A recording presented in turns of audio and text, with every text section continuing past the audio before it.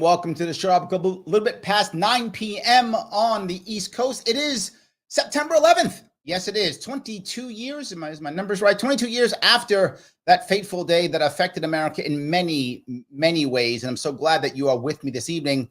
I have what I think is a very special panel this evening. Many of you know that I am a proud Marine Corps veteran. And I thought that during this time, we often think about things like first responders. We think about our veterans, things like that. And we have all types of memorials and maybe even celebrations and all types of ceremonies on this day. But how do we really think about it as Americans? How did it affect us, good and bad? What are we thinking about now? I brought together a panel today of three of my brothers, people who I consider both my brothers in arms, Marines, but also my friends, people who I talk to and I trust. And I thought it would be great for us to have a conversation about what 9/11 actually means to all of us, how we dealt with it, how we feel about it, and what happened. First off, if I could bring on a journalist and friend of mine, the man from Hard Lens Media, the man himself, Kit Cabello. How are you, sir?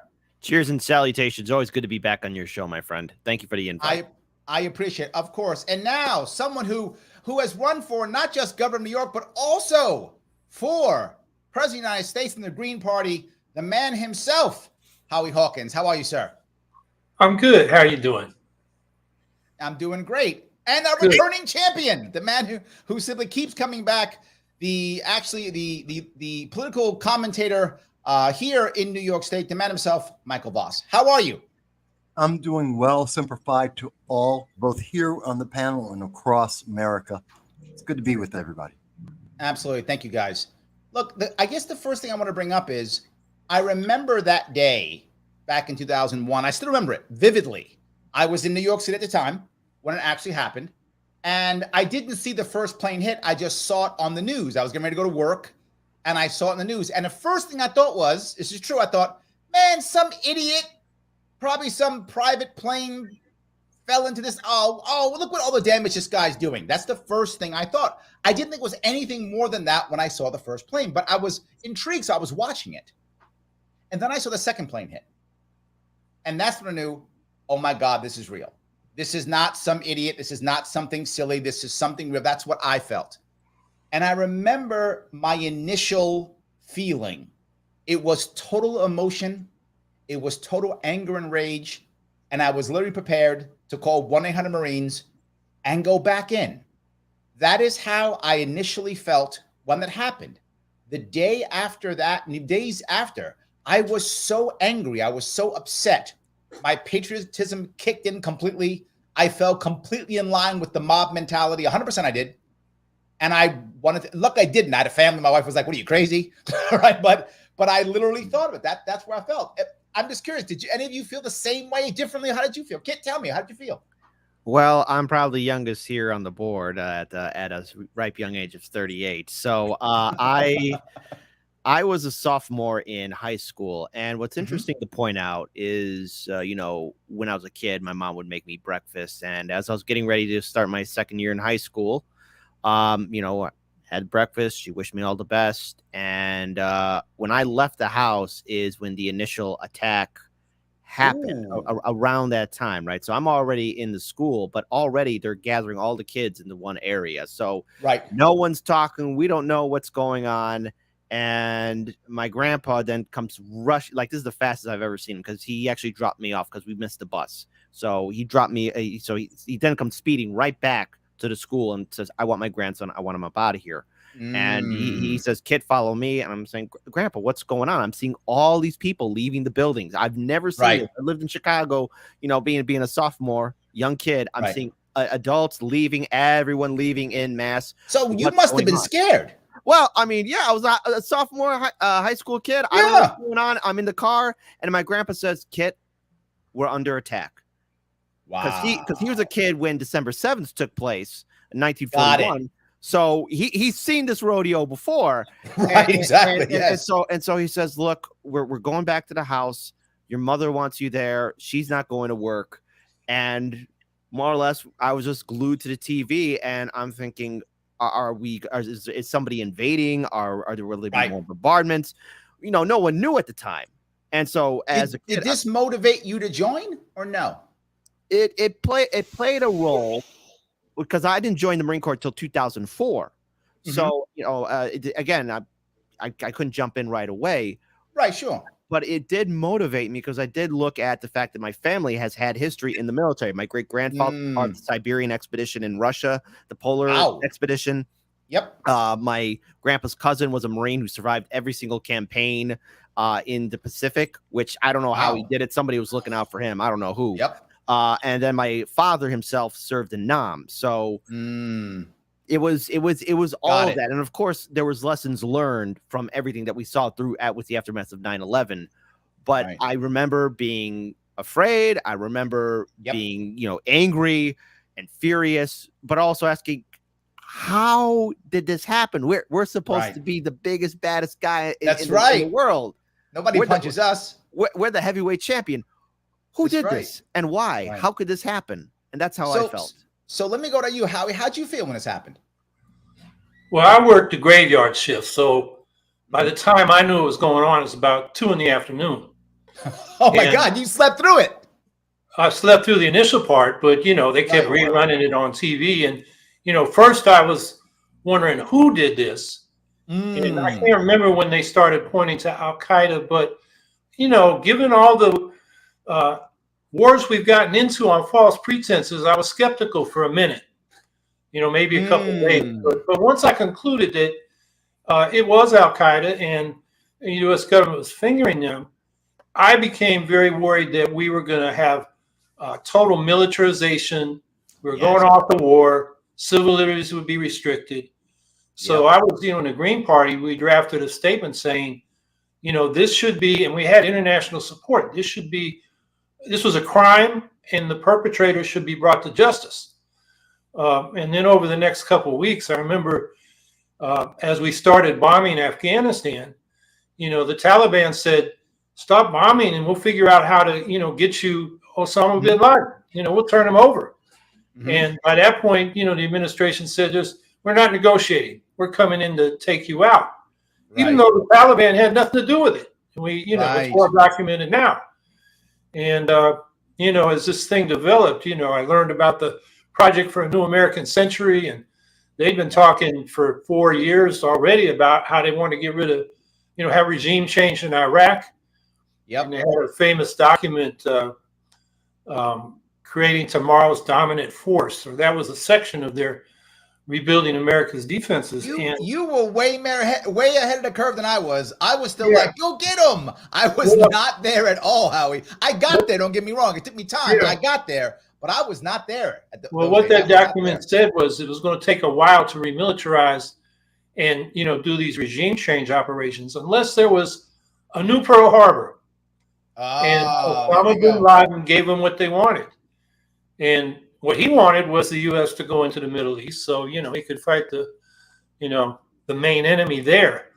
So, you know, we wrote a statement saying, you know, treat this as a criminal action. Don't use it to start wars. And I got it. Let me go to Michael if I can. Michael, go ahead. How'd you feel when that happened? Well, I have a very different aspect because I was in New York, in Manhattan. At the time, I was still a stockbroker, working in the Helmsley building. So I got into the office getting ready. That's Midtown. Midtown, yeah. Yep. And waiting for the market to get ready to open. And when I get into the office, you know, everyone's looking at TV, looking out the window, and we're saying, okay, what happened? A plane just hit the Twin Towers. And the first thought we're thinking of is, well, you know, it's kind of like occasionally planes have hit the Empire State Building over the years. And we thought, okay, this is some catastrophic airplane accident. And it's horrible and horrific, but, you know, the building's up and it's sad. I thought the same thing. And by the way, I have a lot of people, or I have a bunch of people who I worked with, work colleagues who worked in the Twin Towers. I mean, there were several floors and dozens of brokerage firms and trading houses. I remember. In the Twin Towers. Correct. So that was affecting. We were like, oh my God, it's going to affect the market. How are we going to deal with it? And I remember as we're going through all that, trying to figure out, okay, so the market's still going to open. This is a tragedy. How do we deal with this? Right. And then all of a sudden we say, what's that on the screen? What's that? Boom. And that's when the second plane hit. Right. Oh God, yeah. And Yep. the room went dead. Absolutely. Silent. That's when everybody knew. And it was like a switch. It was like, this is Yep. not an accident. This is Everybody an attack. And I think the first words out of I don't know whose mouth, all of our mouths at the time was, this is an attack. Yep. That doesn't happen. Yep. And so there was a lot of shock right there. Nobody knew Sure. exactly what to do. TV reception started going down because a lot of the repeaters were on top of the Twin Right. Towers. That's right. We had so phones were going down, TV signals were going down. They were already And something that people don't know. Do you know where the Office of Emergency Management, where their headquarters was? Oh, good wasn't that Lord. down on the lower floors of the Twin Yes, Towers? it was. It was in the basement of Twin Towers. Exactly Yeah. right. So New York City literally Wow. had no way of dealing with anything because their entire system went right down because that's where they put it. Yep. And I remember that day. And then we started realizing very shortly after that, we're in the Helmsley building. And we're hearing about another plane going the Pentagon. I remember that. Yep. And we're like, wait a minute. They're dropping planes on the Pentagon. We just got New York just got hit with 2. There's another plane in the air somewhere in America, and Right. no one knew exactly what was going on. And we suddenly realized, wait a minute, we're in the Helmsley building. There's only 2 other buildings that are as tall in New York skyline. It's Helmsley building, and we got Helmsley right next to the Chrysler building, which is right Chrysler, next to the Empire State Building. I'm like, we're targets, and we happen to be at the 32nd floor, basically the penthouse of the Helmsley building. And we're like, wait a minute, we're going to be hit. They're just dropping. So you guys all ran every out? big building. So we had to leave. Oh, sure. Mm. Sure. And sure. I tell you, there had to be the experience in Manhattan that day. All the trains are shut down, power is going out. It felt like everyone in Manhattan was just in the streets. No cars are moving. Yep. Everyone's just walking in a daze. I literally walked from Midtown to the, I think it was 72nd Street, walked into the only bar that I saw that was open, completely filled. Everyone was there, Of course. just dazed, staring at the TV, had a beer, got interviewed by some news, I don't know who it was, and some media gave them a blurb about being in shock, and eventually walked pretty much to the Bronx to Yep. get Wow. home. So because you had to walk across one of those bridges, right? One like the Yeah. Avenue Bridge. One of those. Yeah. Most people don't know that most of the bridges, the big ones, were all shut down. Yeah. But the ones that went north to the Bronx, those are open. Actually, a funny story. I told my wife this. My wife and my wife used to work in Manhattan when I didn't at one time, and I said, if something happens, go straight north. There's a gaseteria. You probably know the gaseteria, Mike. There's a gaseteria across one of the bridges that sits there. And I told her, I said, go across that bridge, the Madison Avenue Bridge, the gaseteria that meet you there. Because that bridge they won't close, because that's going to the Bronx. Nobody cares about the Bronx. they don't close that bridge. So anyway, wow, that's insane. That is an amazing story. Yeah, and now after that came the emotion, because that was the shock, and then came the emotion. I wanted to go back like you, Kit. I wanted to go, like you, Larry. I wanted to go, but at the time I was about 35, 36, so too old. We hit the cutoff. So don't say it about yourself. Come on. But if you had Commandant and Gray, we could get down into a football tussle, and if I knock him on his ass, he'd have let us back in. We were actually, Michael, you and I were the same age. We were actually right on the edge. We were right on the edge that day because I checked. We were like my birthday's coming. I got to jump now. It was like that. That's how close you and I were. You might have been over the edge. We were right on the edge of what we were doing. But I got to tell you. Over. There we go. Yes, you were just over. Yes. Absolutely. But then came the anger. And that was my first emotion. And I wanted retribution. Yep. I wanted to, so many of my people, the firefighters, the police officers, there was a huge outpouring. There was no stop it felt like days of just truck after truck, bus after bus. I got to tell you, I was lucky on this one, Mike. I only lost one person who was only an acquaintance to me. I was very, I knew people there, but it happened so early. People that I knew in the financial industry hadn't got to work yet, right? They were still on their way, things like that. They hadn't got to where they were going. I didn't know any brokers. Brokers had to be there early for when it opened. Most people I know weren't brokers. They were analysts. And the analysts would come in later after the market already opened. So the analysts that I knew never got there. I only knew one guy. That's it. Did you lose anybody personally, Mike? Yeah, we lost a couple people. We lost a bunch of guys that I worked with, traders, a couple of guys who were brokers. You were trading. I only knew analysts. It was a different world in that regard. 100%. There's a few people, and a lot of people. Thankfully, more people were injured than I know. I had one of my clients and a friend literally had a piece of the jet fall and crushed the front of her truck. Wow. She had her nephew and were driving past. Wow. And they survived. Holy cow. Literally fell out the sky, crushed the front end of the engine of their truck. That's luck. And there's a lot of stories Wow. like that. So let's move to the next phase of this. Yeah. After this happens, right? Then we start doing everybody's going to hear you. The war drums are in full effect. Yeah. George W. Bush is on top of the rubble. We're going to hear us, right? He's yelling and screaming. He's going to go. And what got me was I was in favor of the invasion of Afghanistan. Mm-hmm. I was. And I know how you're probably mad at me for that, but I'm just telling you the truth. I was where my head was. I was like, yes, I don't care. Go in. But what I thought was, and here's my point. I was kind of in your world, Howie, meaning that I didn't mind invading Afghanistan, but I thought the goal was get Osama and then leave. That was what I thought was going to happen. And I was okay with that. I was like, go in, get him. And that's what I believe. Go in, get him, and get out, and we're good. And that's it. And you don't hurt anybody. You don't have to hurt. You get in the way, you're going to get hurt. That's how I thought. That's what my head was. But once we started the invasion, I started getting a bit worried. That's when I began to rethink, because it didn't look like a surgical move. It looked like an occupation. So I was starting to get concerned. I don't know. Howie, were you okay initially, or you were against it the whole way through? I was against it the whole way through because I'm just very skeptical that the military can go in, overthrow a government, and rebuild a society. You know, that's a huge political problem, and the people in the country, you know, the Taliban wasn't that popular. At some point, you know, people were going to change the government, but that, you know, to come in with, you know, our armed forces, and as we found out, particularly, in Afghanistan, but I think of Iraq, you know, where we fomented the sectarianism between Shia and Sunni so 100%. Ignorantly. And, you know, we dismissed all the, you know, bureaucrats in the Iraqi government who were in the Ba'ath Party because you had to be in the Ba'ath Party to get a job. They weren't, you know, hardcore Baathists or lovers of Saddam Hussein.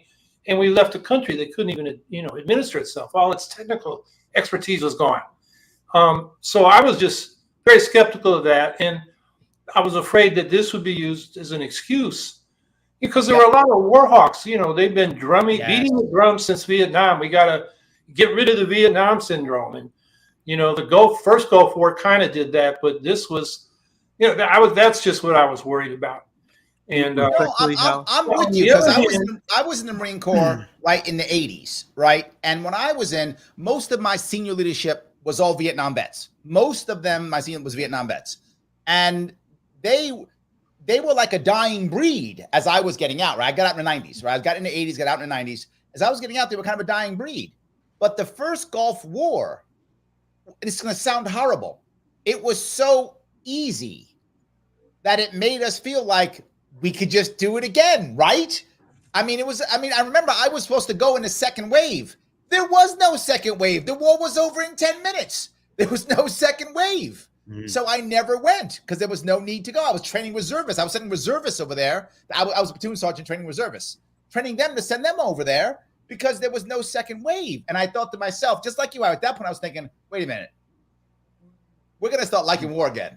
That's exactly what I was thinking. You were nodding your head no, Mike. What's going on? No, because I believe, look, I respect each and every one of you in all your positions, but I do not agree at all. Okay. I do not believe that was the sentiment of America at that time. And I do not think that the majority of Americans would agree with you. We were attacked. On what? What do you mean? On which We part? were Well, what do you just like what do you mean? like in Japan attacking us with Pearl Harbor. We had 3,000 of our people at the time. We thought somewhere between 4,000 to 6,000 Americans had been murdered.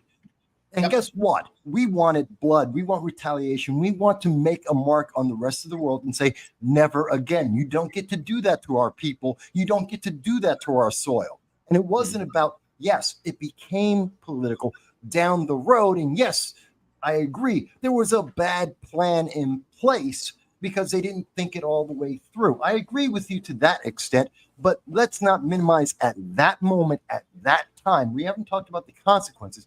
But at that time, it wasn't about world building. It wasn't about the governments over in the Middle East that no one could name and no one cared about. It was about you just hurt America, and America is going to stand up. And I think we need to remember that because we've forgotten that too much today. It's been so long. Let Kit go. He's got so much I can see it already. Go ahead, Kit. So first, Michael, I do agree with your mindset of Americans want a revenge. I mean, I served in 2004. I mean, I put my feet on the yellow footprints, and I was part of 2 deployments in Iraq. And yes, the media did its fair share job of promoting that propaganda and that bloodlust because again, it wasn't politically expedient or wise to be against the war, because anyone that was anti-war even called it the fact, hey, there are no WMDs in Iraq. Everyone was silenced. I mean, look at what happened to a lot of quote unquote liberals or progressives who were on maybe MSNBC who lost their jobs, or anyone else who was an anti-war voice. Because the anti-war movement, while it was somewhat in its infancy, there were people who were just quick to put their foot on it. But as for a plan, there was a plan by the neoliberal establishment and, of course, the war profiteers to have ongoing war. Afghanistan was a mess, but there was the goal of going to Iraq, going to Iran, and anywhere else, because the big game at the end of the day was the oil. And we can't forget that, the Bush-Cheney administration was made aware that there was going to be attack. And what was Bush's infamous words to the people who told him? You covered your ass. You covered your ass. And the thing is, for many, let's give the benefit of the doubt. Who would ever think that with flying 2 planes into the World Trade Center would actually happen? But knowing that that administration was surrounded by war hawks, and knowing that there was this overconfidence in that administration to try and perceive themselves as being strong, they knew that there was something going to happen, and they didn't act on it properly. And how could we forget that Osama bin Laden? I'm with Kit on this. Hold on. That Osama bin Laden was our own Frankenstein. We made him who he was when the Soviets were in Afghanistan. Yeah. He was our buddy, just like Saddam. They were our friends. They are our creations. And they came back to bite us in the butt as soon as we cut off their funds. We make all our bad guys, Kit. You are totally correct. We just like what's going to happen in Ukraine. We made Ho Chi Minh. Yes. We made all of them. You're totally correct. We make all. But before we go, what I think Kit is 100% on. I know, Mike, you told me about it, but let me get this. This is the point I think is true. I do not believe at all that like America was part of it or decided it or did. I know people believe that. I don't. I believe what you're saying, Kit. I think America was waiting for it. Was like, oh, that's going to happen? Oh, okay. No, good. Yeah. Go. Let it happen. I don't think they physically planned it. I don't give government that much at all. But I think they knew it was going to happen, said nothing, let it happen, and said, thank you. Now we can go. Can't let a good crisis go to waste. Can't let a good crisis go to waste. To your point, Michael, it's all about the dollars. I think the American people absolutely felt the way you did, the way I did, the way 100%. But I also agree with Howie. The elites used that so they could push their own agenda. They knew we felt that way. They took advantage of it, and that's how they pushed their agenda. Go ahead, Mike. Okay. Well, let's put it back again. Let's go into perspective here, because the problem started with Clinton when he had Osama in his headlights. Yes, we created Osama when he was going up against the Soviets for 20 years, and we were very happy to help them out. And he was always a radical terrorist. He was always someone who wanted to kill everyone who didn't believe whatever he believed. To blame it on Bush and Cheney and say, oh, they're just warmongers. No, it goes back far, far before that. Oh, And we'll agree. Clinton was a warmonger too. Yes. I agree. No argument on that. Yeah. Yeah, Now- but now- he is our creation under Reagan, under Bush Jr. Bill Clinton could have stopped them, and Bush Jr. could. They were giving the heads up, like, "Hey, it's going to happen," and you covered It your goes ass. back to Carter. Brzezinski had us aiding Carter. We aided the jihadi forces in Afghanistan. Oh, there we go. Oh, that's Against right. the Carter so-called liked that because communists. they were religious. I remember that. And we were in there before the Russians invaded.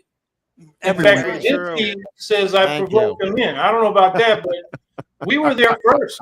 Well, actually, Well, the war- everyone's been, let's be honest, everyone's been in the Middle East for over 1,000 years as they continue to have wars. And everyone can pick their period of time in their administration anywhere in the world and say, oh, they were part of whatever fight against whomever, because it's been going on for over 1,500 years. That's not really the relevant part. And if we want to be pissed off at administrations for what they were doing, by the way, I did want to bring this up. I am pissed off, and I do want to mention just very briefly that Joe Biden going to Alaska was an insult, and then lying in Alaska about being in New York City on September 12th, like he had some sympathy and empathy for the American people when he didn't even show up until September 20th, is worse than just being insulting. It's worse. You're not than going to the get lie me that he defend made about Biden. September You're 1st. You're not gonna no get me argument defend here. Biden. I will never defend that senile old bat. The Never man had the gonna defend audacity to Biden. say in Vietnam, "Hey guys, I got to go to bed." It's not like any other 80-year-old senile old bat.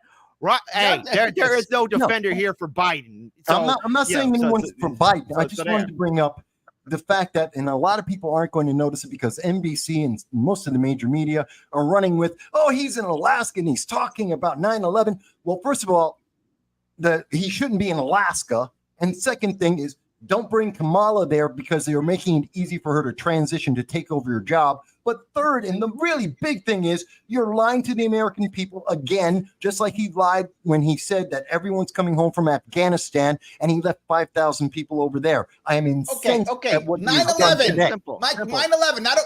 I know, but that's stay why on I said, topic.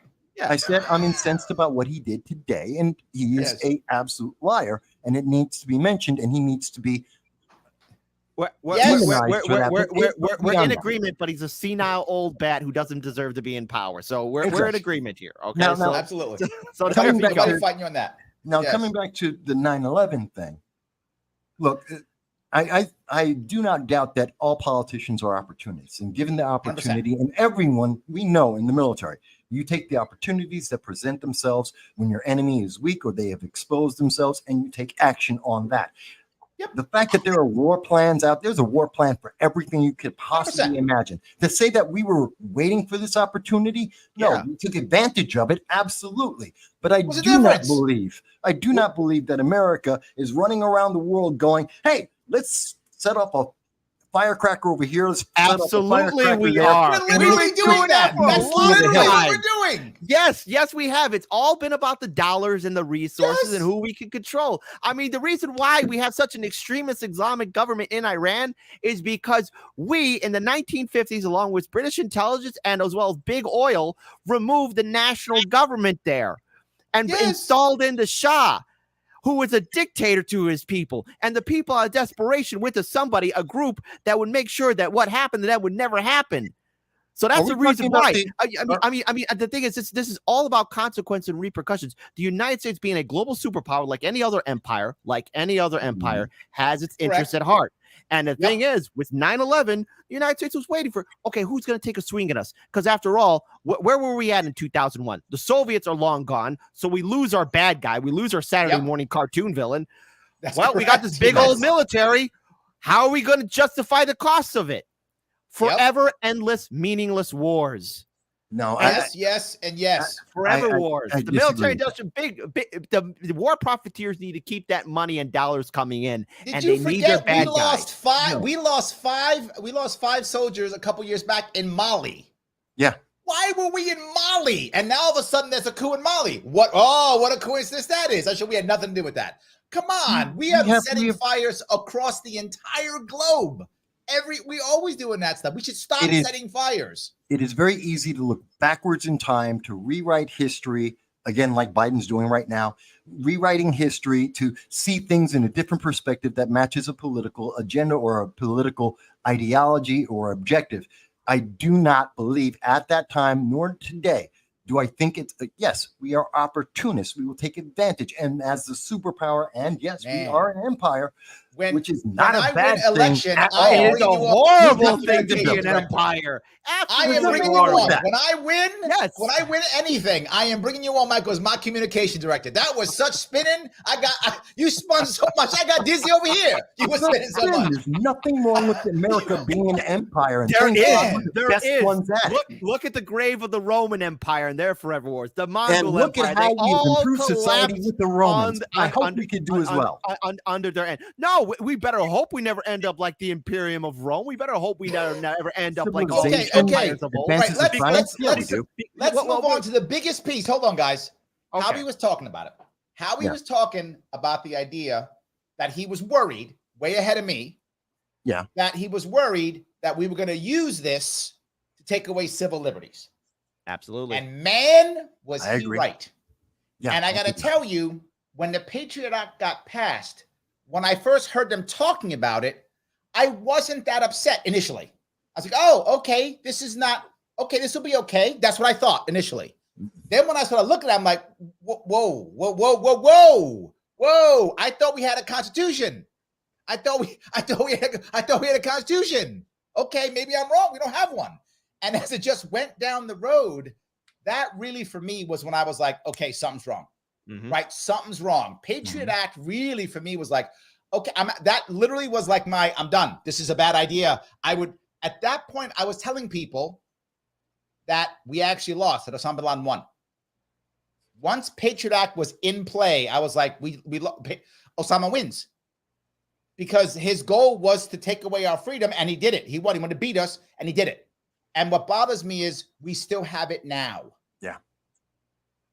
We still have it now. It got renewed. Well, the thing is, like with the online censorship, I mean, even aftermath of the Patriot Act, I mean, we're seeing what it's evolved into. Americans are being spied in on. My YouTube channel has been hit not once but 8 times by YouTube censorship. Yes. Now, thankfully, I've been able to survive it. We're still monetized. We're still alive and kicking. But a lot of my other colleagues in independent media across the political spectrum have been wrongly hit or shadow banned or can't get back online. And I'm against that. And because of this, we have to be very clear and careful of who we go to war with, what happens, and and who is allowed to say what we can and cannot say.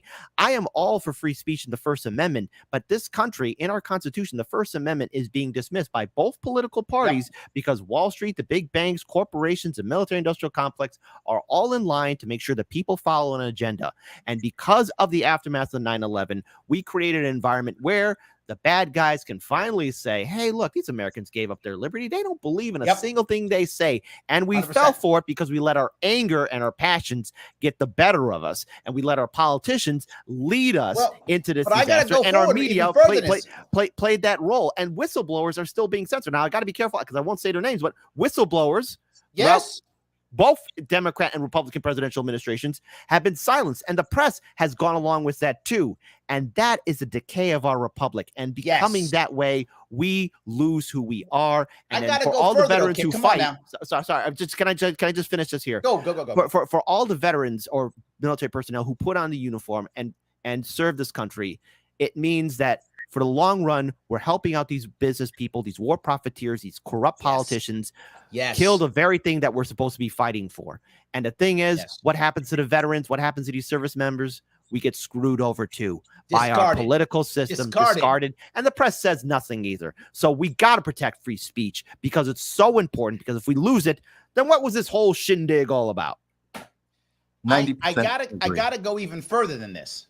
Once this happens, now it becomes okay to freeze everything for an emergency, right? New Mexico now, legal gun owners can't carry their legal guns in New Mexico because the governor goes, no, because there's an emergency with gun violence, so I'm suspending this. One more time. Legal gun owners with legally owned guns cannot show their guns, can't carry their guns because the governor goes, no, right? Of course, during the lockdowns, same idea. We're just going to mandate stuff and shut stuff down and close stuff down, right? all of this, I think 9/11 made all of this okay. The Patriot Act made putting people in jail. Obama murdering American citizens overseas with droning American citizens. That was unheard of before 9/11. He would never do that. Never. Look. No, Bill Clinton was a drone. Wanted to bomb people too. He would have never purposefully, openly bombed an American citizen. Even Obama's Clinton a world heavyweight champion of that. Oh my God. No. Correct. Obama's a champ when it comes to that. What's in the name? Obama. It's bomb, isn't it? We should have known that the whole time. But yes, but he's a champ. I completely agree. The Nobel Peace people because they gave him a prize for doing nothing except bombing. No. Worse, Mike. Worse. They gave him a Nobel Peace Prize while he was bombing 7 countries. I know. Yeah, we went from 2 wars to 7. Brilliant move. Yes, he's an incredible man. But let me get to respond. 90% what you were saying, I agree. Okay. And Larry, I agree with you in terms of the Patriot Act, the FISA courts. The moment someone says America, the land, supposedly where we're representing the ideal of freedom, has a secret court which makes secret decisions and puts out secret warrants, we have gone way too far towards authoritarianism. We have lost we've lost the road. We're somewhere in the wilderness, and that's not freedom. And I do not agree with the Patriot Act. And I understand the argument, we have to protect America. You can do it without going around with secret courts that are 100%. Basically the SS running around in America, which did, and I agree, has been the reason why we're now seeing emergency. You're mandated, you're locked down, you're silenced, you're shadow banned. And yeah, I've had the same experience, Kit, about being shadow banned myself for 17 years. I've been knocked off of many social media accounts for just, I had one time where I quoted NBC News and they shut me down for a week for quoting NBC News. I mean, this is insane. So I agree with you guys in reference to that. But again, this is where it comes back to my point. This is the problem of opportunism. We have many individuals who are in our government and in our military at the highest levels of not the rank and file soldiers, not guys like us that were going out grunting and getting shot every day. We're talking the Mark Millies of the world who are reading a book and saying, hey, let's feminize our military. And I don't mean that as a gender issue. I mean that as a weakness issue. And that is a problem because they were waiting for that opportunity to break America. And the problem is we keep reelecting these people for decades upon decades. They got an 88% reelection rate. Yeah, but so let me touch 2 of those pieces then. Money in politics plays a role in that too. The first one is, why do you think we're spending so much time, Howie and me in particular, running as non-duopoly candidates, right? Because we agree with you. We think we got to break this duopoly. We got to break this. Someone's got to break it. The left-right paradigm is making everything worse. Kit talks about independent parties every other day. He's talking about independent parties all the time. Break away from the 2-party system. It's all war profiteering. It's all about the dollars. Democrat and Republican politicians are knee deep in it. And behind closed rooms, they're friends. They're smoking cigars and laughing at us and calling us suckers. They don't like us. They don't think about us. They don't respect us. There's no politician that will fight for us. It's not the system. And yes, I have no problem with independence. Larry, I've been out there but it is a system. Many, many years. I have no problem with having candidates from third parties running for any election. If you're a good enough candidate, you will normally rise to the top and you can very often win. But money is a problem. Politics, the way the media affects that. That's another issue altogether, which skews it. But let's think about this. The problem is that we keep reelecting corrupted individuals, and we find out somewhere in the 2nd, 3rd, 4th decade, we start finding about their corruption. We find out that they have spies who are working for them, like Eric Swalwell or Dianne Feinstein, who had them working for them for decades. These are the problems that we, even after finding out that they have employed the spies, that they are damaged goods, Michael, you're going off the rails. We're talking 9/11. That's the problem, and and 9/11 was the example of we need to reset the deck.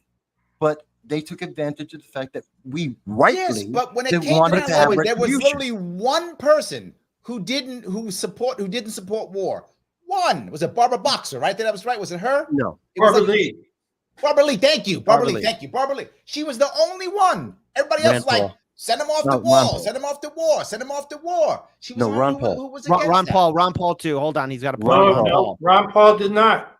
He did not. It was only Barbara Lee. In fact, I had a discussion with Cynthia McKinney, who's somebody who's going off the rail these days.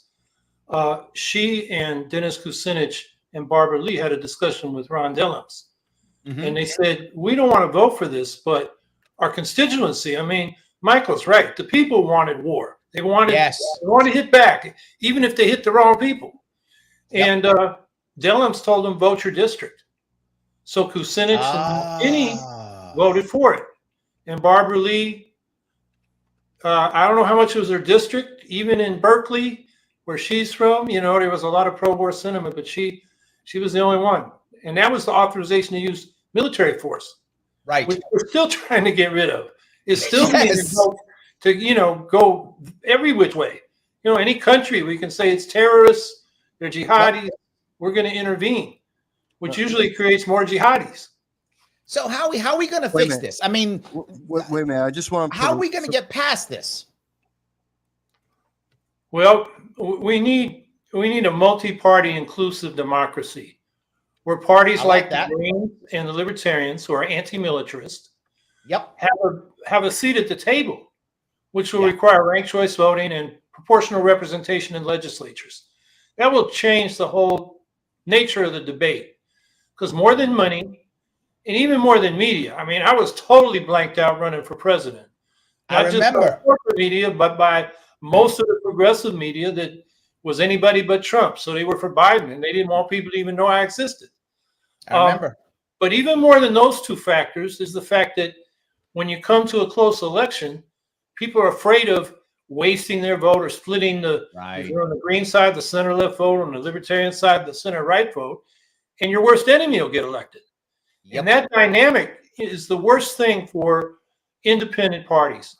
So, you know, I think that's one way we get out of it, so that anti-militarist perspectives can be part of the ongoing political dialogue and have a legitimate place in the politics of this country, which is much like a one-party state. Ours is sicker. It's a two-party state. So they give you Coke and Pepsi and say you got a choice. Well, let me ask one more point, if I could, Howie. This is the thing that do you think, and I think people will go back and forth on this one, since the Patriot Act and since our other wars, the story that's been told is we got to fight them over there so we don't fight them here, right? That's always been a story. That's why we got to go bomb Iraq. That's why we got to go bomb, you know, Afghanistan, because we got to fight them over there so we don't have to fight them here. Do you think we're safer? Do you think this has actually worked to make us safer, that since we fought them over there, we're not fighting them here? No, we've made enemies. I mean, with all the riches we have in this country, we should be helping other countries develop and become prosperous. We should be making friends instead of enemies. You know, in most of these situations, most of the conflict is people rising up against their own ruling classes. That's true. And sometimes, we talk about Biden's hypocrisy. When he ran for president, he said Saudi Arabia is a, reactionary state. We're going to have nothing to do with it. And then once he needs their oil, given the situation in Ukraine, he goes and kisses the guy's hand or whatever he did. Yeah, they're all friends. But, they're all buddies. Yeah. And then, talk about behind closed doors, Larry. We know in this state, Governor Cuomo increased ballot access requirement, petitioning to 45,000 signatures in 42 days. And there were 8 attempts. The Libertarians tried, the Greens tried. Even the Republican candidate, with all his money, tried to create another ballot line. And I think the Libertarians caught him with his pants down because they photocopied sheets of the petition and then infiltrated them back into the petition. So it looked like more than 45,000. It was fraud. It's the documentation of that is still in the Board of Election. The Democratic DA in Albany County said he would investigate, and nothing came of it. Of course not. Because I think behind closed doors, the Democrats said, okay, we'll let you get away with this one. you owe us one. So next time, if the Democrat, the Republicans are going to say, okay, we owe you one.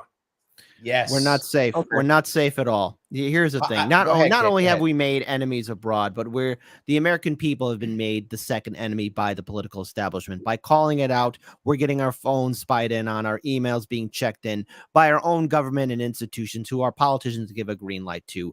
Our elections are decided for us by corporations. Citizens United, McCutcheon's decision helped cut us at the knees. And 9/11 was that opening salvo in which politicians, the media, the establishment all got together and got what they wanted. And the American people gave it silent, obedient consent because we didn't see the big picture playing out. And now people are reacting to, hey, we are losing our freedoms. And the American people are being made into public enemy number one. But on top of that, let's look at what we have done. We are a nation that is surrounded by enemies, and we are seeing all of this come home to us by causing political instability in Central and South America. We have a migration crisis. Oh, that's what you mean. Okay. By again, also again too, by also causing political and economic and military situations in North Africa and the Middle East. We're causing forever wars to happen there as well. Again, we are creating these monsters. We are creating these Frankensteins that will come back, and that when Americans do call it out, they are then vilified by the media and the politicians. And 9/11 was happening under Bush, Cheney, continued under Obama, continued under Trump, continued under Biden. We as citizens are then made also the enemy by saying, why are we in these wars? Why are our politicians doing this? And it's all about the dollars and to keep us subservient. And that's the dangers of us becoming an empire, because if you look at a nation becoming an empire, they all start off big and glorious, but they have a sad, whimpering end. Look at the ashes of Constantinople. Okay, look now at the ashes of Constantinople. Mike is chomping at the bit. Go ahead, Mike. Okay, first of all, let's make a clarification. Ron Paul voted against the Patriot Act. He voted for the war. There was a little bit of confusion there. I wanted to make sure that was clear which one we were talking about. God, there was so much in there. So you think for a second, hold on. Let me take a couple of comments. I got people comment. Let me get a couple comments. Okay, Dave says, when I saw the two planes hit, my first thought was Y2K come a year later. Oh, interesting. Yeah. Oh, I could see that. That's actually logical, because who flies planes in the buildings? You know, I could definitely see that being a thought. Absolutely. He says, normally when someone hijacks a plane, they take it to a country that you don't want to go to. That's a very valid point. I could see someone thinking, oh, this is some kind of Y2K glitch. That makes sense. That's good. Andrew says, glad to see Howie and Larry together again. Of course, Andrew. Howie's my friend. Absolutely. Of course. Absolutely. We do shows together every year. Every time. We always do. So yes, of course. Patty says, I was working at McDonald's in Maybrook, New York. I actually heard the planes fly down the Hudson River and thought they are too close together. A customer freaked out, telling us we're under attack, go home. But then she goes, we did not shut down. We actually sent food to the volunteers. That's kind of nice, isn't it? That's the one thing I got to say that I actually loved about 9/11 is all the people who came together. That was something that was amazing. The people who were like, how do I help? I remember after it was kind of recovering, I was purposely going downtown to eat lunch downtown because the people weren't there anymore for the businesses. As soon as they opened up downtown, it was like a couple months before they opened it up. But once they opened it up, I was working on 59th Street. I was working further north than you were, Michael. I was on 59th Street at the time. And I would get in the subway, head all the way down for lunch every day and eat lunch down by the financial district as soon as they opened it up, right? I was down there all the time, downtown doing it. I felt that was amazing, right? That part I loved. Look, America is known for, one of the things that we're known for is to come together, and we are the single greatest charity to the world. To address something Howie had mentioned, there is no nation that is more generous, both as a government and as individuals, than the United States people and our government. That's a fact. It's not disputable. It's not a question. It is a fact. We feed more people around the world. We take care of more people who are hurt than anywhere else in the world, except for our leaders taking care of us. Not such a great record. Yes, not so good at that one. We can talk to Maui. We can point to Katrina. We can point on both sides on that. East Palestine, Ohio. Yeah, we got a lot of problems within our own country, but the American people pick up that slack. The problem is the American people do all of the things that we do without asking for attention, without asking for the limelight. No, and you're right. because of that, we see a lot of politicians swoop in and they try and usurp that as if it's their own action so that they can get a political gain. Let's remember, the world is not filled with angels. America is not the only superpower in the world. We're not the only nation in the world that is involved in international politics. It's called international politics for a reason. We are no more involved in other nations than other nations are involved with us. It is a game that has been going on since long before the Greeks were around, and it will continue for longer than we are all alive. We are neither angels nor are we the devils of the world. We just happen to be the best at helping the world, as we have done more than anyone else. But we That made doesn't some mean we demons don't have too. problems and that we can't make it better. But let's not demonize ourselves more than we should be. Well, Roger's got something for you. Roger's on. He said it was Giuliani who put the emergency dispatch center in the Twin Towers basement. That's true. It was Giuliani who did that. It wasn't there before. He did do that. Now, by the way, it's in Brooklyn. They've moved it. I know because I do work for them.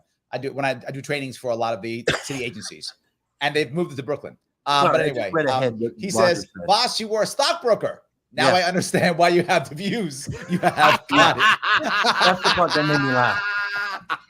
You know we had to get you, Boss. Roger always got to get you. Yeah, you know Roger. We got to do that. Okay. Shout out to Roger. Shout out to Roger. Ryan says, "My first thought on 9/11 was, what took them so long? Wow. I attended an anti-terrorism class in 1984 when I was in the Air Force, where this scenario was covered, though not a specific target. I had no idea. I did see. It's funny. I was on the ground side in the Marine Corps when I was in intelligence, and we never dealt with this kind of thing at all. No, we were ground side. We never dealt with this. We were always about human intelligence, tailing people, following people, interrogation, stuff like that. We never covered anything like this at all. But I guess you're right. Air Force. That makes sense. This is something you would cover." Well, you know what? You know what's interesting, Larry, is that the X-Files did a spin-off show of the I guess I forget what it was called, the Lone Gunman or something. That I think the spin-off was, but their first episode was about a plane flying into the World Trade Center, and this was before 9. It was like 1998, 1999 when that episode came out, and it was like, wow, the X-Files wrote it down, and that's what happened. Nothing suspicious there. Nothing suspicious at all. Well, I think we all can see and have seen, and it's been coming. I mean, we've heard people, all of the, Starship Troopers. Who was the writer there? Philip K. Dick. Heinlein. I was thinking that. Yep. There's been several great writers. Yep. I mean, 1984, another great book. We've seen that, Ayn Rand. We've seen that the potential for corruption has existed. It's terrifying to me that in one generation, 22 years, there are people who have grown up and have never known the freedom that each of us in this panel have known and sworn our lives to defend. And they have never seen that. We have fallen so far. And I think one of the things we have to take away from this in remembering 9/11 is we are the power of the government. We need to step up. Now, whether that means it's an independent party or it means being in the party system and making sure that you petition for good candidates, the best candidate, not just the lesser evil, but the best choice, that people don't just vote for ticket A and ticket B, but the best person. And if they're not up there, write their name in. That's at the local, state, and federal level. We're talking to presidency too. And I don't care what you want to write in or who you support, you need to be involved. In that same generation, we have seen more Americans duck their heads down and say, I don't want to be seen. I'm just going to keep going and just maybe they'll overlook me. We need to change that somehow. We went from the mentality of you don't mess with America, and we are the greatest charity, but we're also the greatest giant with anger if you attack us, to suddenly becoming we're afraid to even look at ourselves in the mirror, and we're apologizing for everything, including the color of our skins. I'm sorry. That's not what America's about. We need to be able to speak. We should speak freely. Stay on target, dude. You like going off target. Yeah. 9/11. We're on the shooting range for 9/11. Everyone's been back and forth all over the place. And this is, I'm talking about the consequences of 9/11. So let me talk to my audience real fast if I could. Guys, if you like what you're hearing, do me a favor, click the like button. The like button does matter. I cannot tell you how much. I have to get past Al Gore, algorithm. There are so many of these rhythms that are bothering me. So please click that like button so I can get past it. It does matter. If you are watching on Twitter right now, please retweet it. Just retweet it right now or repost it. If it's on X, whatever you want to call it, I don't care. Hit the redo button, whatever that is. Do that. If you want to get your chat to the front, you can. If you're watching on Larry Sharpe YouTube, just super chat me. If you can, it's all good. But more importantly, I have 3 of my brothers here giving us real passion, they're real themselves. They're giving us themselves today. So please follow them. You can follow Mike at MV Consult on Twitter, Howie Hawkins at Howie Hawkins on Twitter, and Kit at Kit Cabello on Twitter. Or you can go to I have descriptions on YouTube and also on Facebook. Follow their websites, see what they're doing. Follow them. Michael does a show every Sunday. Kit does a show like every damn day. He's crazy. Howie is always on about doing things. So follow him, please. It's all good. It does matter. Please do that. I know I bug you on this, but I bug you because it matters. It really does. And so shout out to our NSA. Shout out to our NSA watchers too. Hi, Bob Correct, and Gary. yes. Say hello to your wives for me. Yes. And Miguel pointed that out. I was like, "Yep, you're right. It's DOD, DOJ. They're all watching us right now." Yes. Whoever's like watching they don't us have right a now, file on all of us. we're not mad at you. It's fine. No worries. James says, I think we can agree that this war factory will never end as long as we keep the people who support it in charge. I think that after Ukraine ends, the war hawks will focus on Taiwan, and the cycle repeats. But this goes back, this goes back to what Kit was talking about, right? Mm-hmm. The issue is it's cash, right? That's the issue. It's cash.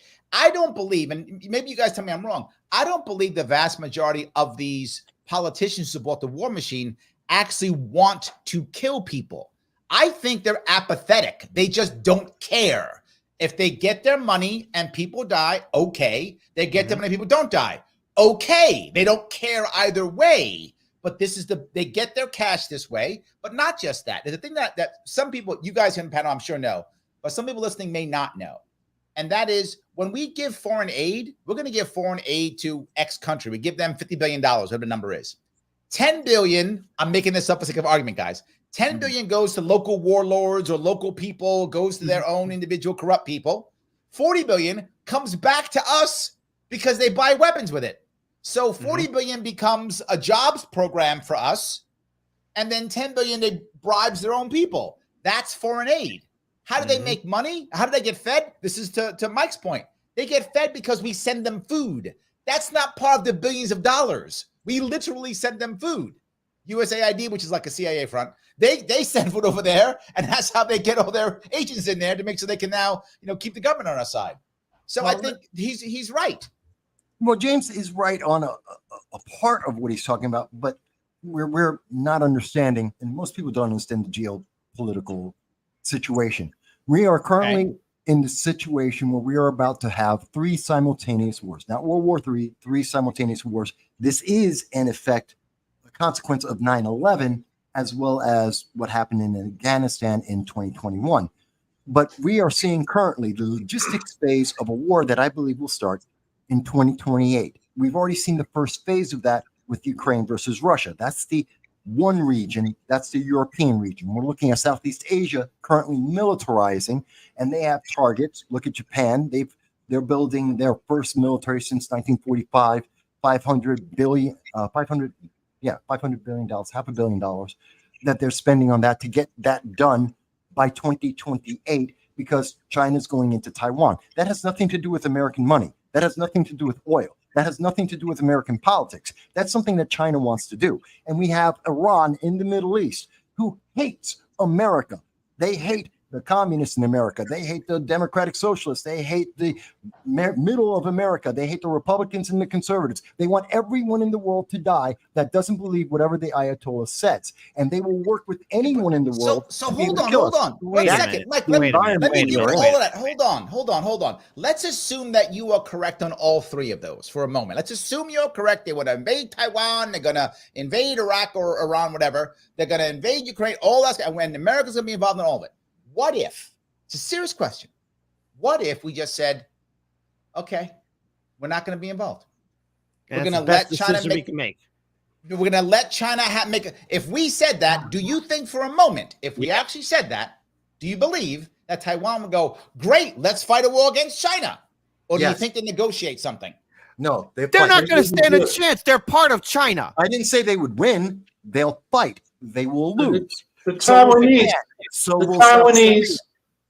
look, the Communist Party of China called for the independence of Taiwan before they took power in 1949. The Taiwanese, they want their independence. They got rid of a dictator that came over with the nationalists. They like their democracy. They're going to defend it. Yes. Like I think Ukraine is against Russian imperialism. Yes. You know, there are more than one imperialism in the world. It's not only the U.S. But of course, the U.S. has been the biggest, baddest. I mean, 9/11 today is the 50th anniversary of the coup in Chile by Pinochet that was backed by the CIA. That's 9/11, 50 years ago. And, you know, look what happened there. You had a dictatorship murdering the opposition for decades. So I think, you know, we have to distinguish. You can't look at only geopolitics. You got to look at the popular classes and what they want. So Iran, the leadership of that country are theocrats and, you know, they hate what the West stands for. But the people of Iran, you know, what we can tell is, you know, a lot of those people like America. They like our freedom. That's true. They would want them. And so I think when we figure out what our foreign policy should be, we should support the democratic forces, not always militarily, but at least give them diplomatic and moral support. And so I think it's more complicated than just saying every war is a consequence of Western military industrial complex wanting to make money. That's not why Russia invaded Ukraine. You know, Putin has an idea about restoring the Russian Empire. Well, also, we provoked a crazy person. Look, growing up on the streets of Chicago, the last thing you do is try and provoke somebody who has a history of not being well in the head. And not to mention, the United States has been financially involved in Ukraine and helped cause a coup in 2014 under the Obama administration. That was revolution. That war has been nothing for war profiteering, benefiting both Democrats and Republicans. And before the first Russian tank crossed the goddamn border in Ukraine, what happened? What did our politicians do who were connected to war profiteering? Did they call for diplomatic needs, or did they call up their brokers and start making a huge profit? Because all these politicians in Washington, D.C. made a huge financial killing in 2022 when the war started in Ukraine because they knew about it. They knew about it, and they saw the dollars and billions of dollars go to Ukraine while Maui gets $700 freaking dollars. It's all been about the dollars, and 9/11 has been about that. The military-industrial complex has been about war and money, and people dying. Look, Kit, how's it feel, Mike? I know. It's all a joke and a sick one at it. Well, Kit, let's be, again, it's not, when you're talking about Ukraine, and yes, you're correct, the war started that we see right now is only an extension of what started in 2013 under Obama, leading the rest of NATO in negotiating to allow the Crimea to go over to Russia. But that's because Ukraine has always had a corrupt government since World War II. And every nation has been there. Yes, we talk the most about Hunter because he's connected to Joe, and we know that they were getting money over to him since 2015. I understand that corruption, but the corruption was well before, and it had more than just the United States behind its name. It's just that we happen to be at the top of the hill. We're the best at the best of everything in this world, and so that we get most of the attention.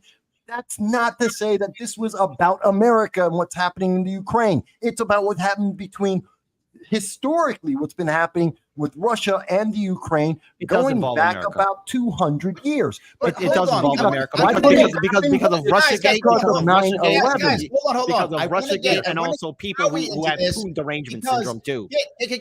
I want to get Howie in this because what I want to bring on Howie here is you said that the Taiwanese would fight. I believe you; they would fight. Yes. But my point is, if we were to say, to your other point, diplomatically, are you telling me that America couldn't create some form of diplomatic resolution? No. That if we wanted to actually create some form of diplomatic resolution in either Ukraine or Iran or insert place here, that we don't have enough political, financial, military power that we couldn't do that? No. I would say in Ukraine, we could take Putin up on his claim that NATO provoked him and say, we want to get back into the nuclear arms treaties. We want to set up a trans-European security architecture that would satisfy all sides. I think we got to call Putin's bluff on that, because like I said earlier, when Finland joined NATO, Russia didn't put a lot of troops on Finland's border. They were still going after Ukraine. And I was going to say about Ukraine, what happened in 2014 was a popular revolution. And then when Russia grabbed Crimea militarily, and the guy that led that, Igor Girkin, he said, his forces brought the Crimean parliament back together at gunpoint to make them vote for a referendum for independence, which itself was a farce. And then he's bragged that he started the war in the Donbass, because while people had grievances with the new government, they weren't ready to start a war. So what did Obama do? He did not provide weapons to Ukraine. He was more interested in getting Putin onto the Iran nuclear deal. So we didn't provide weapons through the Obama administration. And then when Congress gave Trump weapons and said, send them to Ukraine, which were mostly things like javelins, Trump, tried to use them to extort dirt on Biden from Zelensky. So I think that's some of the background there. But, I think the main thing is we got to ask the people on the ground in these countries what they want. And I've been talking with Ukrainians and the trade unions, the women's movement, the environmental movement, and, it's across the board there. They want the Russians out. They don't want to be under occupation, where they're forced to take Russian passports. And if they don't cooperate, they end up detained. Some are killed. Children are being abducted to Russia. That's why the Ukrainians are fighting. They want. Let's not turn them all into angels, because the Ukrainian government has a history of corruption. There obviously is not the element in there too. So they're not angels, and they've committed their own fair share of war crimes. The biggest mistake the United States did was allowing the war to take place, and for this Biden administration for letting the tanks cross the freaking border in the goddamn first place, and our politicians calling up their brokers saying, hey, the tanks are coming in, let's send in that money. And by the way, let's talk about that aid going in. You're leaving out the Ukrainians. You're leaving out the Ukrainians. They're the ones being attacked. Between two superpowers and a government, a political party that still hasn't got over 2016. For Christ's sakes, they still have Putin derangement syndrome. Like, oh my God, Facebook caused Trump to get elected into office. That's not the case. What it was Hillary Clinton was a piss poor candidate who lost to Trump. And so now we're stuck in this quandary where if it does get hot, there's mushroom clouds in the sky, and all this technology, this smartphone here, we will never get back here, and the survivors will envy the dead. The best thing we could do now is to quote Trump here on this, and I don't endorse him. I don't politically align with him, but when he said, I just want people to stop dying, I'm like, great. That means the nukes don't go off, and we could all go on with our busy lives. This war has been a disaster, and the aid going there is an insult to every single American, especially what happened to goddamn Maui. $700, like what you're saying. $700. The point millions? Screw that. And how's that counteroffense going? How's that counteroffense going? It's a goddamn mess. You got it. You got it. Let me bring this back to 9/11, where we started. Oh, thank you. Because all of this is but this is all relevant. See, these are all consequences, directly and indirectly, from what we saw happen with 9/11. In that, when the American people, yes, our initial reaction was righteously and correctly to get revenge, to protect ourselves from this happening ever again. And by the way, it never has happened again. But then we overreacted because individuals took the opportunism. And the problem is, when we saw that opportunism, when we saw the overreach of government and opportunists within our government of both political parties, in fact, every political faction in America went and overreached since 9/11 to some degree or another. What the American people, the middle ground, the 40% of Americans that don't really get involved with all of this as deeply as we do, they had, instead of stepping up and saying, stop, pull back, let's think here, they said, oh, well, you guys take care of it and let us know who wins. Very true. And the big fight that's been happening in America, which has been causing a lot of these dominoes to start falling, is that we're all fighting against each other. We have good points and we make a good point here and bad point there. We correct each other back and forth. We have a lot of passion. I do not deny that of anyone on this panel or anyone in America. But the problem is we need the American people to speak up and to say, stop. Everyone stop, because we have not reassessed the world since 9/11. The world Let me touch that. itself has not reassessed since then. Here is my issue. I'm going to blame two people for this, two leaders for this. One is George W. Bush and the second is Obama. And here's why. Correct. To your point, Michael, George W. Bush, when they hit us, Americans wanted to do something. We did. You're totally right. And what did George Bush say? He said, don't worry about it, go shop. He did not bring us forward. He didn't say do things. He said, I'm going to go bomb some people. You guys go shop. That was the problem right there. At that point, when we wanted to be united, you wanted to be together for something, he said, go shop. This is exactly what Kit was talking about. People said, oh, stock market, make some money, go shop. We'll go bomb people. Don't worry, go do that. That's number one. And number two was Obama. Why? Obama was the last president who actually pretended that we were a united country, right? He was. His first time, not his second time. Bush was like, I'm a compassionate conservative. We're all together. Obama initially was, there's not two Americas. There's just one America. That's how we started. And then his second tour, that's when he came clean and went, no. I'm about Democrats. I'm about Democrats, not about Republicans. And then Trump was like, oh, you want that? I'm going to triple down on that. Thank you, Obama, for starting it. I'm going to double down on that. And Hillary was like, yeah, they're all deplorables. And that was the end of it. And then we went from not, when we wanted to be united, Bush didn't unite us. And then right after that, Obama, Trump, Hillary, Biden, all of them helped divide us. And we're still divided now. And that's how they have control over us, because they have us fighting each other. Same thing too with Obama, leading us 2 wars to 7. I mean, was Gaddafi going? Gaddafi complied with us, and then as soon as he was taken out, there's now an open slave trade. No wonder Iran and North Korea don't want to go back to the table, because they saw what happened to Gaddafi. He said, "Okay, I'll comply." Once that happened, a coup took place. Trump was, here's the thing. I'm going to say something controversial here. Trump was the most transparent president we've ever had in U.S. history. He told us why we're in the Middle East. When asked why we're in Syria, he said, we're there for the oil. Any other president, any other Republican or Democrat president would have said, we're there for freedom. We're there for stability. We're here to help the people. We're here to give aid. Trump said, no, we're here for the oil. The most honest president. It's not the truth you want to hear.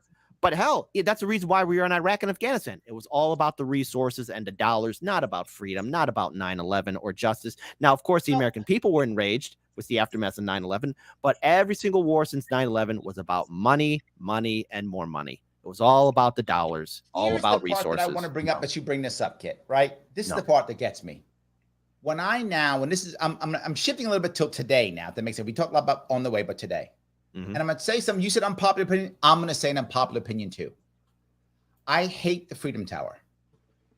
I hate it. Oh, I was there. Yeah. I won't go see it. I won't go see it because I hate it. I don't recommend it. The Freedom Tower. I hate the ceremonies we do for 9/11. I hate everything about this day. And people get mad at me when I say it, but I do. And I hate it because our ceremonies are a celebration of our failures, of our losses, of our cowardice, of our destruction of our own everything. It took us 11 years to build the Freedom Tower. What an embarrassment. Yes. And what did we do? We kept 2 holes where people were to remind us of death and failure. Oh, not a monument that would show the bravery of those men and women who ran into the tower and died.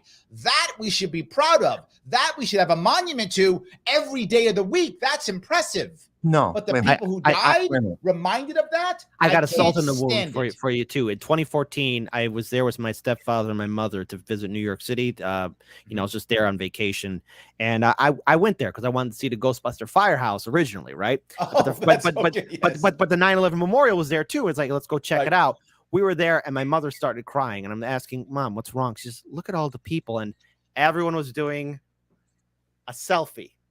Yes. Don't go there. You'll see people No. doing selfies. And I saw this one girl there. She was just holding her hands on the memorial plaque. I think she might have had someone there who died, and she was there crying. No camera with her. Everyone else, selfie. Here I am, and I was actually. It was one of those moments where you're in like an Outer Limits or Twilight Zone episode. Right. You're seeing everyone. It was clownish behavior. I didn't do that selfie kind of stuff there. I was like, I can't take a photo here. I can't do this. I felt disgusted. And I said, let's get out of here. Let's just leave.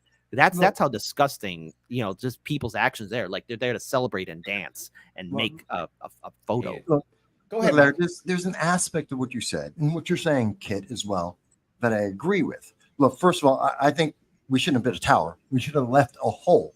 And very much like what we see with Auschwitz. Why does that still exist? Why is it a museum? Why do people still go visit that? Even though it's a negative reminder of what can go wrong in a country, what can go wrong for the world. And yes, having that negative monument is as impactful and as powerful as it is to have a positive one. Maybe we should have had images and statues of the police and the firemen and the people who are helping each other in front of that or right next to that hole in the ground, which would have changed the way people react to it. But because our politicians want us to feel good, because our media has been forcing and pressing this idea that you need to feel good, that the only answer is feel good, not the consequences. The opposite, Mike. They want us to feel scared. That's not good. They want us to feel scared and worried. Yeah, that is a monument to make us feel scared and that we need them. I think that's scared and worried. No, I don't think it's meant to make people. I don't think the new Freedom Tower is meant to make people scared. I think it's meant to make them feel good. That don't worry. Just as long as you keep your head down and keep voting for whoever you voted for, you're going to be safe. Just keep following the line. Just keep towing the line. And that's one of the problems I have. This is what we should have done. And if I was governor of New York, I'd have made sure it got done. One thing only: rebuild the towers. We should have rebuilt the towers in the exact same spot, in the exact same space, and said, you didn't touch us. You didn't, and we should have built it in 3 years. We should have put those towers right back up. And they said, go ahead. See that? You did nothing to us. You did nothing to us. It was a waste of time, a waste of death, and now we're bombing your countries for nothing. And I would never have a Patriot Act. Never that, not lost any freedoms.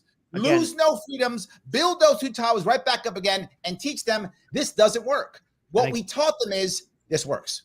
And again, the reason why it probably took 11 years is because there was a lot of contracts and dollars to be made. And of course, so much money. It's all about politics, all about the dollars. But let's also talk about other freedoms too. Again, we talked about online censorship, what happened to the press, but then also the way we do our lives now too.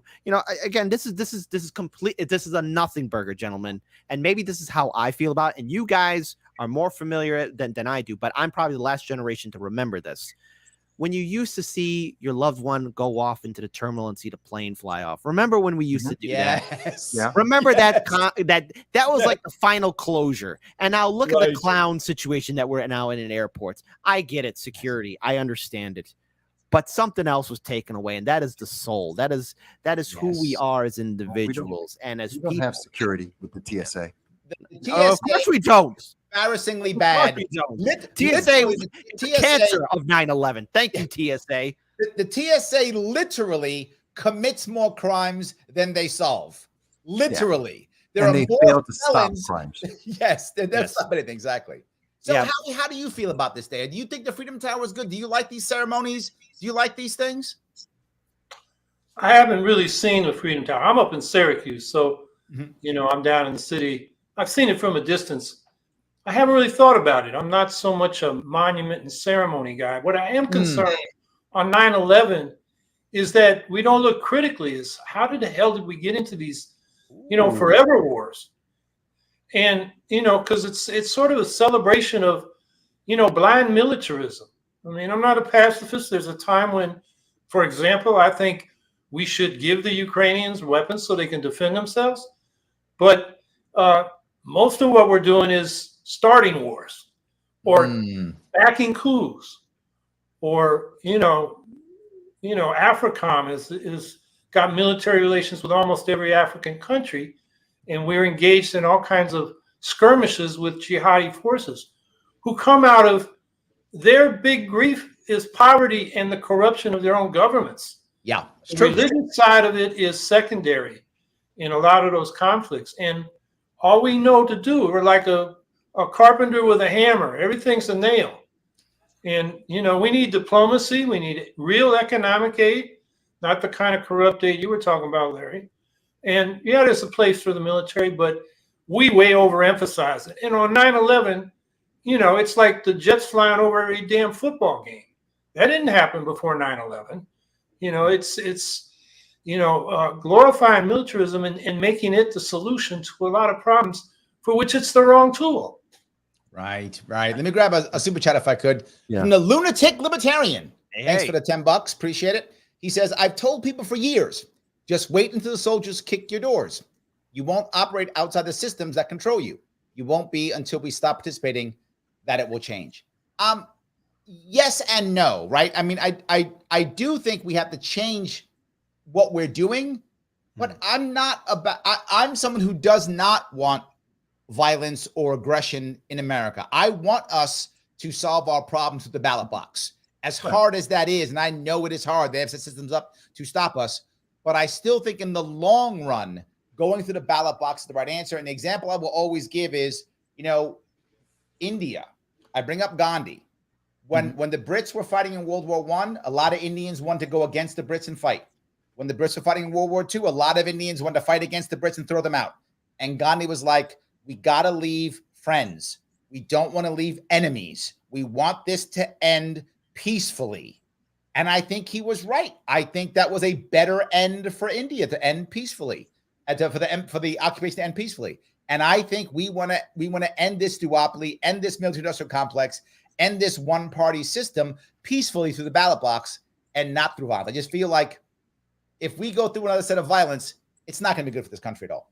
Look, I am all for peace, and I do want peaceful change, and I do agree with that. And again, I promote third parties and write-in ballots.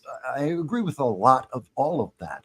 But I also believe that Malcolm X was very accurate when he was saying that the reason why Martin Luther King was so effective is because Malcolm X was standing there with his rifle saying by any means necessary, which has been taken out of context and massively. But his original statement, which is a statement of freedom under the Constitution, under his Second Amendment rights, protecting his family, protecting his property, protecting himself and his views, he was right. By any means necessary to protect all of those things that are in the Constitution that we now are forgetting about since 9/11, that we have been on this path to forget, and therefore everything's getting corrupted. But we need to remember that we live in a world that is imperfect. Agreed. We need to have that big, strong guy, and I'm saying my words very carefully here, that big, strong man with a firearm standing behind us. That's the big stick that helps us to be able to negotiate the peace, because the rest of the world isn't peaceful. In fact, we are. But we should also have a carrot too. I'm not against having the big stick. Let's have a carrot too. Look, Michael, here's the thing. I hear what you're saying, because, again, every nation state needs to be stable, a government that is not corrupt, that does fight for the people. But, yes, every nation needs a military. And, look, as someone who's independent left, look, humans, we're not going to evolve ourselves to be Star Trek anytime soon. We're not going to cross that threshold, not in our lifetimes, not in your great-great-grandchildren's lifetimes. We're not there. We're still animals. Again, I don't want to go too off topic here. But, look, as a nation, yes, we do need to show our strengths. However, at the same time, too, this power has been abused by politicians who've been in power for decades, who capitalized off of 9/11, who has been perverting it and making it inherently corrupt and spoiling it. Hence, case in point, why third parties get vilified. They say, oh, they're going to spoil the system. The system is already spoiled. The election is already spoiled. We have unchecked corruption and militarism Yes. going. But the thing is, with this unchecked militarism, we're looking at everybody as a threat, and we're also creating our own monsters too. By doing coups or regime change wars, we're creating these monsters. And even look at past the Middle East, you know, we're doing the same thing in Central and South America, which is why there's so much political instability there. And the war on drugs, those things have been happening for years. And by the way, China's been involved in that for decades upon decades. All nations do that, but we are contributing to that, which is causing people to come south of the border. All the other nations have been contributed to that, and we can go back in the time frame and we can look it up and we can see, because Africa has been under the thumb of communism and under the China for the last 40 years now. We've installed dictators, just like we've done in Central and South America. Those dictators didn't get into power out of the blue. We gave them the money. We gave them the power. And we also destabilized a lot of countries too. And the United States has been bombing people. China's been creating roads and infrastructure, and we should be the ones doing that, like how we did at the Second World War in Europe. Kit, again, I'm trying to respond to your main theme here, which is what I essentially agree with, but I have a different answer for you, which isn't to blame America and say, oh, look at these other things that other nations are doing just as well as us. And it just so happens that in certain parts of the world, other nations like China are better in Africa. And trying to get into South America. That's what BRICS is about.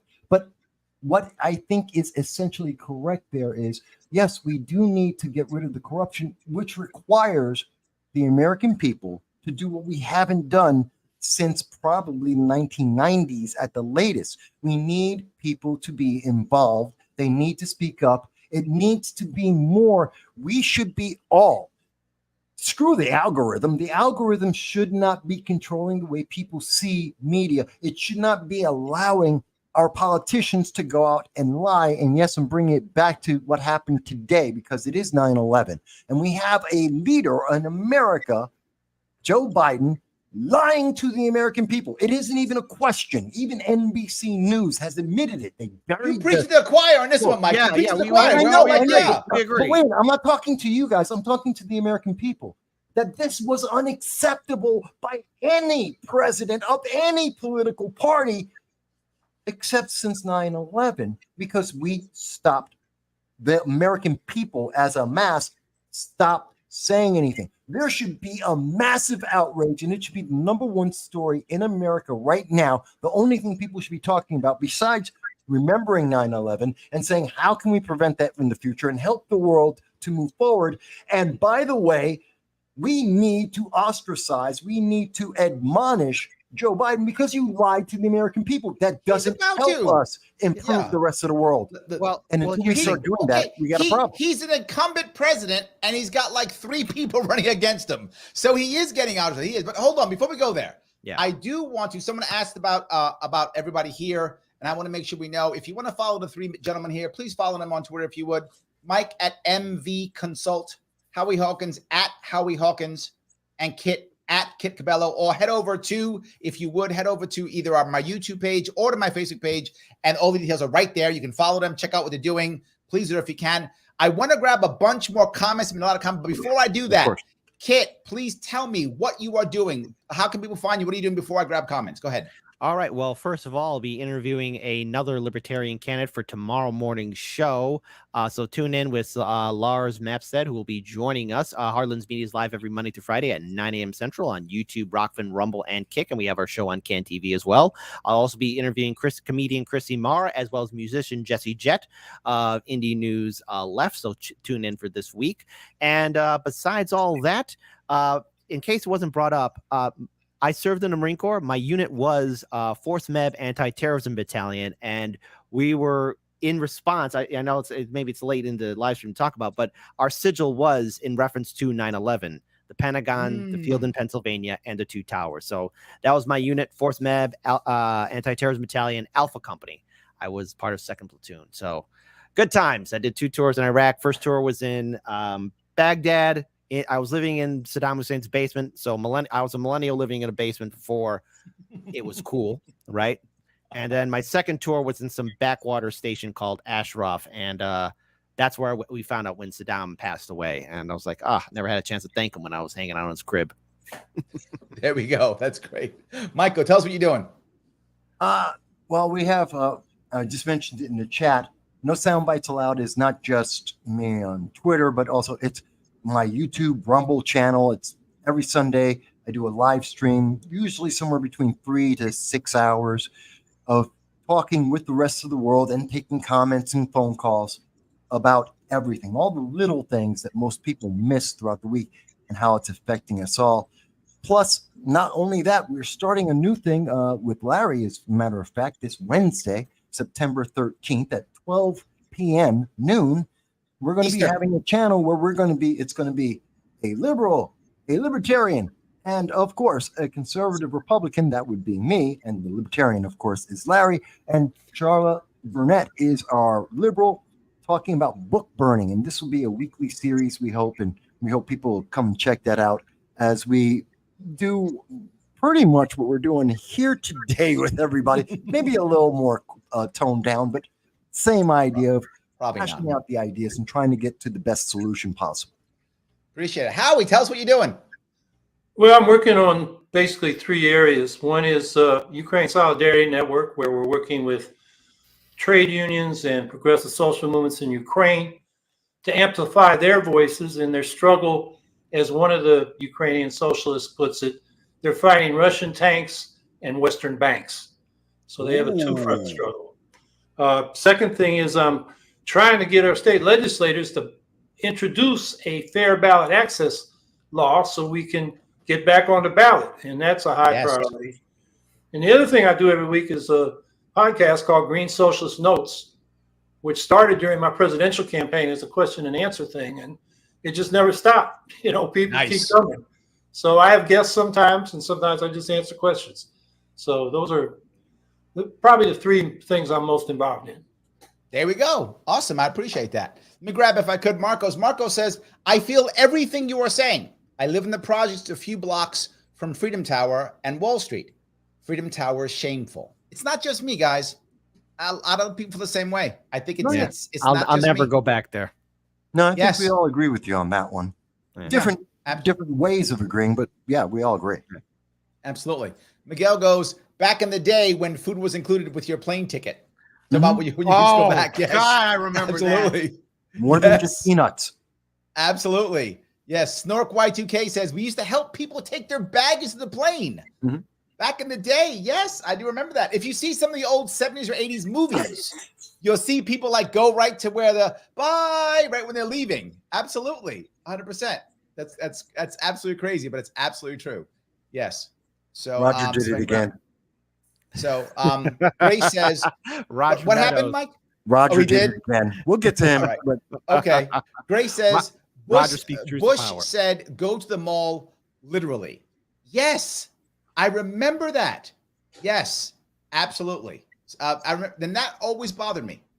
The idea he just said it just like that. So the Lunatic Libertarian says, I like Larry. I appreciate that. Yes, very good. Roger, super chat, $2. Thank you so much. He says, Vass, I'd never have guessed you were a conservative. See why we were laughing? Yes, there we go. Yes, that's true. Yes, absolutely. But hey, look, Vass doesn't hide who he is. No. Never has, never will. He does not hide who he is. And mind you, here's the thing. A lot of people I don't know why they get this impression, but it's not like I'm some kind of ideologue that can't hear or understand. People are paying attention, and I know we're passionate. We're all going back. We're passionate, but we also mostly agree on many of the issues. And we are hearing each other, which is why we can have that passionate conversation. I just want to see it happen more and more across America. We don't have to all believe the same thing. We should be able to have the conversation passionately and still walk away and go, you know what? You're still my brother, Marines. I still love you, and I still want to see all of you be successful. As you should. And look, I think we'll get there. It's going to take a lot of time because, well, the system did a fantastic job in dividing us. So, Michael, while we may not agree on a lot of things, you know, I hear your voice, and Semper Fi, my brother. So there you go. We are brothers. Absolutely. Hoorah. Before we wrap this up, guys, anything else we want to be talking about? Anything else I missed? Anybody want to say something on the way out? Yeah. So off topic. Go ahead, Howie. I didn't mean to cut you off. You go. Well, I was just thinking, you know, one of the ironies that I got out of 9/11. In boot camp, they're trying to sort of beat the instinct that, most people don't want to kill, and they're trying to, transform you. It's a real transformation. Mm-hmm. But after 9/11, when we started talking about how we needed to torture people, what I remembered from boot camp was we don't torture people. Yep. We don't do it because it's the wrong thing to do, and we don't do it because we don't want our POWs to be treated that way. So, it's kind of ironic for me that, being trained to be a Marine, and the thing I remembered as 9/11 unfolded was we don't torture people. And Bush, and especially Cheney, were saying, yeah, we got to. And so anyway, that's just one irony. I am with you 100%, Howie. Torture does not work. We know it doesn't work. Sure does. We know it doesn't work. No, it doesn't. There's no doubt. All they do is lie. It does not work at all, Mike. You are off. The data isn't on this. If I'm being tortured, I will tell you whatever you want to make it stop. I'll even add in more details, things you want to hear, just so I'm not being hurt. Every person's 100%. wired that way. And even here's the thing: when those guys weren't getting tortured firsthand, and they told them everything they knew, they were still getting tortured because it wasn't enough. Give me more. Give me more. Give me more. And we had special forces and FBI and DOD and DOJ going on wild goose chases because some guy was being drowned just to make it stop. I spoke to a World War II veteran who was a Marine who had to interrogate because he spoke Japanese. He had to interrogate the Japanese soldiers because they didn't get information. And he said, look, you can't torture them. Sometimes it's got to be kindness. Kindness gets you a lot more. And if a person knows all they know, then that's all what they freaking know.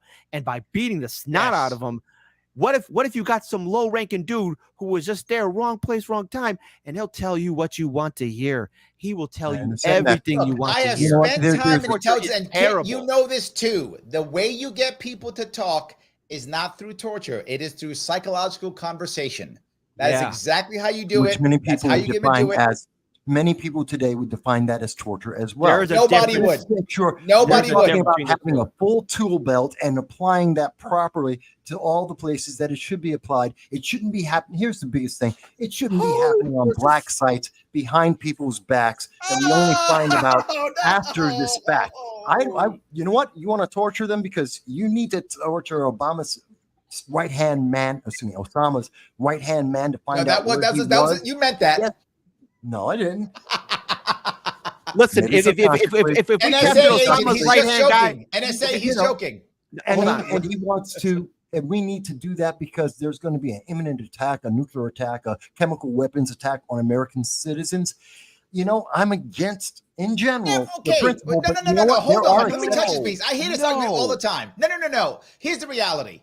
If someone really believed there was some kind of nuke or something that was going to blow up some city or something, if they really believe that and they tortured some guy and found it, nobody's mad. If that actually happened, the problem is that never happens ever, and we've been torturing for years since 9/11. We don't know that, and that's never happened for years, and the rest of the world is torturing for years. Again, but we should not be doing that. And number two, I got two examples. Where torture didn't work. First of all, one, due to due diligence, again, people were able to find out not through torture, but hey, Osama bin Laden's not in Afghanistan, he's in Pakistan. And number two, a document went to this president, guy we never heard of, named George Bush Jr. Hey, imminent attack. Terrorists might fly planes into two buildings. What did Bush Jr. say? You covered your ass. And they did that without torture. So, and Clinton said, let Osama go. He did the same thing. Look, we can point at different things. But torture doesn't solve the full tool belt works. I will say anything what anybody wants to hear, just so. Oh my God, get that blow torture away from me. Right, oh my God, that's your fault. Don't cut off my feet. It's his fault. That's it. And we have a journalist who is being tortured. I won't say his name because of the algorithm. But he is in there with hardened criminals. I'll just post it real fast. Yeah, I'll post it real fast without saying it. I'm not really happy with that guy anyway. All right. Go on. Yeah, but he should be tortured. What do you got? Kit, go ahead. What do you got? Okay, so I guess since we're wrapping things up, look, sorry, we got real passionate about that. So what am I working on? Obviously, Monday through Friday, 9 a.m., you'll see Hardlands Media. And as a final note, Since we are a morning show, we do like to talk a lot of stuff. But one thing I want to mention about 9/11 is how even after what happened, like the first 2 years, how the World Trade Center was itself censored. You didn't see the do you remember the Spider-Man, the original for Spider-Man, where like in the lens the two towers were there? They had to change that. I remember, yes. The King Kong movie where Kong climbs the World Trade Center, they took that down for a while. Anything that had the two towers in a film was taken down. And again, entertainment point. I'm gonna tiptoe around this. In the year 2000, not 2001, in the year 2000. Westwood Studios came out with a game called Red Alert 2, where the Soviets invade America, right? And I played the Allied campaign. Allied win, 1990, kind of big victory, like through your command troops and push back the Soviets. You have the option of playing the Soviets. Mission 1, you are invading DC. You have to destroy a 5-pointed building. That's mission 1. Oh, it gets better. Mission 2, you're in New York City. Your Soviet lieutenant tells you, destroy the World Trade Chrysler Building. Oh, my God. Yeah, the WTC. They tell you to do that. Now, the thing is, that game itself was had to be censored. You could still see it, but you'll never see anybody do a Let's Play. But I find it interesting that the year 2000, the first 2 missions have to deal with the Pentagon and the World Trade Center. Miguel says they no longer show the Simpsons. I love that episode. Towers. That's the best. Wow. That's an outstanding episode right there. That's a good one. By the way, you missed Roger's super chat. Well, before we go to you, because you're going to wrap us up, Mike, before we go to you, Roger says, Michael Vasquez coming to theaters in 24. I love it. I love it. You're going to take them all out, Mike. Take them all out. That's right. And Roger, you better be the first one in line, and I want to see your review. Cool. Can I be a voice actor? Be like, no, Michael, you can't torture him. You got to follow the rules. But, there is something, since we're wrapping up, I do want to hit a very serious issue that I know every one of us do agree on without any question, and that is for all of our fellow brothers, everyone in the Army, the Navy, in the Air Force, and even every civilian out there, we've all known people who've had a lot of difficulties since 9/11 and all the other things that have been happening for the last 22 years around America. And there are a lot of people who are very depressed about it, a lot of people who've got a lot of damage because of it. And they're taking drugs. Some of them are abusing various alcohol, or they're treating their bodies badly, or they're having very dark thoughts. And I want you to know, you have help. You can ask for help. You will get that help. Again, America is the most compassionate nation in the world, especially when we're dealing with each other on an individual basis. Throw away the party lines, throw away whatever your preferences are, or whatever you think. If you say you need help, people will come to help you. And I want you to remember that. I don't care how dark it may seem. I don't care how difficult it may seem. There will be people who will come to help you. Screw the government. I don't care. Go to the people around you. Talk to your friends, your neighbors, your churches, your synagogues, your religious, whatever, whomever it takes. Ask, say something. Don't do anything that's dark and negative, because I love you. Yeah, self-deletion is the highest it's been amongst veterans, and there are a lot of programs and social groups that can help. And there's also a high rate of homelessness amongst veterans as well. So you're not alone. I've known my fair share of, people and organizations that do a lot of good work to help out. But to the veterans who out here who might be listening, you got to take that first bold step to ask for help. It's not a sign of weakness. It's not a sign of weakness. It's not a sign of weakness. All right. Sometimes it's an act of real courage to do that, and people will commend you and be more than happy to help. It's just, you got to take that first step. So let me touch that piece if I could for all the veterans who are here. You can just DM any of these 4 men here that you're looking at. DM any of us, and we will somehow respond in some way and do what we can to assist. You can guarantee that. Just DM one of us. It will work. Whoever you feel more connected to, DM that person. We will respond in some way, shape, or form, guaranteed. I know these men, they will do so. They will not leave you hanging. I'm 100% sure of that. And the last person, if anyone's thinking of self-deleting, I know that feeling. I know when you think to yourself, it's better if I'm not here. I get that. That's what you tell yourself. That's the logic that seems to make sense. But in reality, it's not. people do care about you. What people want is purpose in their life, and you are lacking it right now. But if you reach out to somebody, very often, you can be their purpose. When you take it yourself out, you are doing two things. You are abandoning someone who needs you because they need purpose, and you can be their purpose. And two, you think you're ending the pain. You're not.